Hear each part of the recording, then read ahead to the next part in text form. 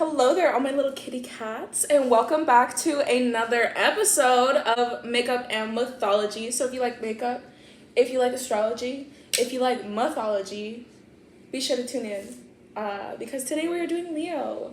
I know I'm skipping Cancer. Let's not talk about it. It's because of the storyline and the way it goes. So it lines up if I tell you the story of Leo first, because it has to do with someone's hero's journey. I'm not going to spoil it, but it does get a little bit interesting, a little juicy, In these videos, I basically tell the mythology behind each different zodiac sign while I do my makeup at the same time. The makeup is inspired by the astrology sign, but it's not necessarily a tutorial. So if you would like to stick around with me and learn more about Leo, let's get right into it. All myths have different versions and variations. I've sourced my script from a podcast on Spotify called Mythology by Parcast. I will link everything down below in the description. A warning for today's video: this video contains mention of violence and animal cruelty. Let's turn our focus towards the sky. Following the tail of the Big Dipper, you'll run into a group of stars shaped like a parallelogram with a backwards question mark extending from it. I know that's kind of like a complicated shape to describe, but like a parallelogram with like a question mark. Okay, so you got like a body and a tail. Ancients say that this group of stars was shaped like a crouching animal, and that animal would be Leo, a lion. Due to its visibility and the unique shape, Leo was one of the earliest identified constellations. Leo rules over those born between July 23rd to August 22nd. The story of Leo is associated with the Nemean Lion. The Nemean Lion was a vicious creature that prowled the valley of Nemea. Some say that this lion was the child of two monsters, but others say that it was the offspring of... who's been a recurring character? None other than Zeus, okay, or Jupiter. They're the same name. Same person, different name. Some people say that the Nemean Lion was the offspring of Zeus and Selenci. I don't know if I'm saying that right. I'm sorry. I don't know who that is, but they say that if it was their offspring, that it was a creature of moonlight and thunder. So I'm assuming Selenci is like having to deal with the moonlight because Zeus is thunder, context clues. So the people that lived in the valley of Nemea actually made their sacrifices to Zeus in an attempt to please the lion, alleging that the lion is a creature of Zeus, an offspring of Zeus. So it was an attempt to please the lion, but the lion still ended up coming for them anyway, so it wasn't really doing much, but they were like, oh, it's all that we have that we could do. Let's make our little sacrifices and please the gods. So the people of Nemea made their sacrifices to Zeus in an attempt to please the lion, but the lion still came for their people and cattle and children when it was hungry anyways. So it really didn't do much, but it was like all they had, their best defense against it, So it was literally all these people had that they could do. So they continued to make their sacrifices in fear of what would happen if they stopped. Because not like it was doing much help, but what if they didn't do it type of thing, Like, I can't not do it. Our story all begins with this shepherd, Melorcus, who was about to make his sacrifice to Zeus when a stranger approached him. This tall stranger was approaching Melorcus before he even realized that the stranger had made his way into his fields. That's probably a little startling. Imagine Melorcus, you're chilling out there with your sheep, and all of a sudden this person comes up to you before you even realize that they were walking up to you. They're already talking to you. That'd be a little startling, not gonna lie. This tall stranger's steps were very silent.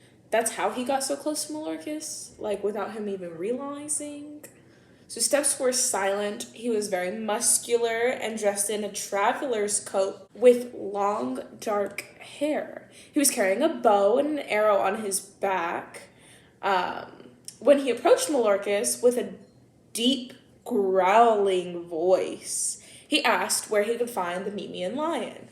Melorcus tells him that the lion's cave is down at the bottom of the valley where the river forks, but he warns the stranger that it's a death sentence to go down there by himself, or even down there at all for that matter. Malarkus ends up inviting the stranger to the meal that he was about to fix. After all, it is best to be well fed before going into a fight. And it's a guarantee the lion will be well fed. The mirror's just gonna be in the way, I'm sorry about it. So while the meat cooks for the meal that they are preparing to eat, Malarkus actually ends up telling more warnings about this Nemean lion. Like, this ain't no ordinary lion, man, okay? He tells the stranger that whoever was taken from him by this lion is gone. Like, look, bro, like, don't go down there searching for someone if the lion took them from you, because you're not going to find it. You're going to find your death down there. So the lion actually ends up taking women and children from the towns neighboring the valley, to lure in strong men such as the stranger. So Malarkus is like, listen, bro, it's literally luring you on purpose, but no men have ever returned from the lion's den. So, like, don't go wasting your life. Apparently the lion's cave has like a second entrance, so all the strong heroes that have gone down there and thought like, nah, I can take the lion, like, get surprised by the lion because it's used the second entrance when they thought the lion was like gone, you know. Okay, so this lion's smarter than the average, right? When you think the lion is out hunting, he sneaks up on you before you can even defend yourself, and then you have no defense against him. Okay, but the stranger that Malarkus is having dinner with, he's not the ordinary hunter, it sounds like, because he thanks Malarkus for telling him this information. But he simply tells the stranger that he'll just block the second entrance so the lion can't escape from when he goes to fight it. And Malarkus is looking at him like, escape? Like, honey, you're gonna want to be able to escape, not the lion. Like, what you talking about, escape? Malarkus is like, no, you don't understand. You don't understand your enemy yet. Like, you don't understand the extent of the enemy here. This lion knows no limits. His teeth are as big as spearheads. His claws are sharper than any sword, and his hide is impenetrable.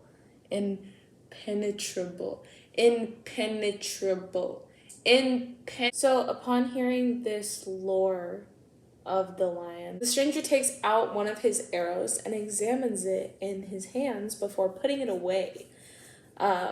He opens up and he says that he's heard this lore and these tales of this lion, but he had thought them to be exaggerations from the people. Then, to Malarkus's surprise, the man says he simply just won't use any blades or arrows against the lion then. If its skin is impenetrable, he just, I'm just not going to bring my weapons to a fight with this super badass lion.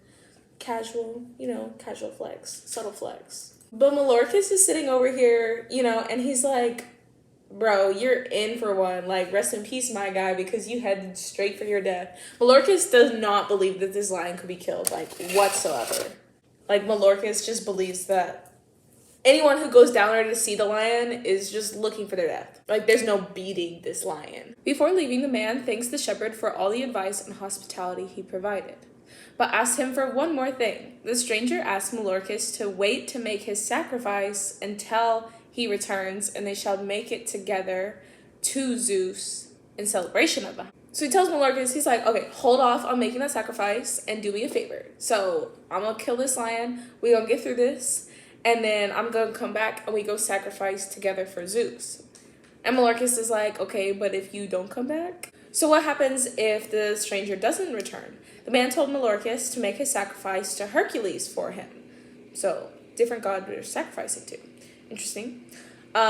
He says that even failed hunts should be celebrated and even fallen heroes remembered. The shepherd agrees to wait to make his sacrifice, but asks the man one thing. Who is he trying to go save? The hunter told him, holding his bow in hand, answered with one word, myself. Girl, how you gonna save yourself from the lion if you throwing yourself into the lion's den? The stranger answers with one word, myself, and turns back down, headed towards the valley with the lethal grace of a predator. Interesting fucking detail. Slaying the Nemean lion was one of the first 12 labors performed by Hercules. While Hercules' labors are some of the most well-known stories in mythology, what's often forgotten is that these labors were actually a form of reparation to purify Hercules' soul after he had unintentionally killed his whole family. I know, it's like a juicy story. It's like a really juicy story. Like the story of Hercules, I might cover it after the series. Like, how do you accidentally kill your whole family? LOL. He said LOL, just kidding. You might be wondering to yourself, like, oh, why do you bring up Hercules all of a sudden? And that, my dears, is because that the stranger in our story this whole time has been Hercules. Surprise, if you guessed it, you guessed it. If you didn't, you didn't. Whatever, let's move on. The lion was a good match for our hero Hercules, but he eventually ended up defeating the lion because he used his own bare hands instead of like a weapon. And then he ended up skinning the lion with its own claw. So he like choked out the lion. That's how he like defeated it.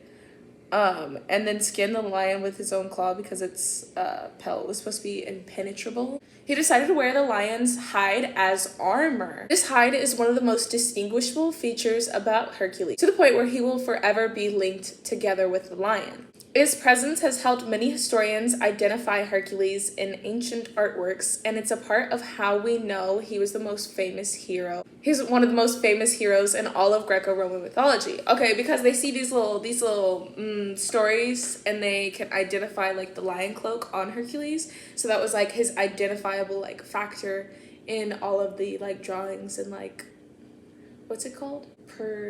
Predictions? No. The roses. Leos are individuals known for their bold personality, bravery, and creativity. They are natural leaders who love attention and hate being ignored. Leos have a powerful, fiery passion that can make them a bit dangerous at times, but they are the kind of valuable person you want on your side and never as your enemy. Both the Nemean Lion and Hercules are examples of the quintessential Leo. For all the people out there that want to hate on Leos, don't hate on Leos just because they're a better leader than you are. That's all I have to say.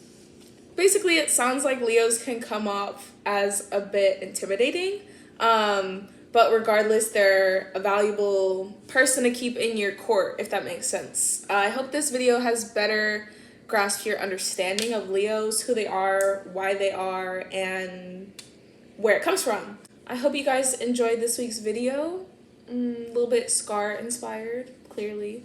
All in all, it's been a good week. I hope you guys enjoyed the video, and I will see you guys next time for Cancer. I promise. I promise it lines up with the story, okay? Oh, I look good, bitch!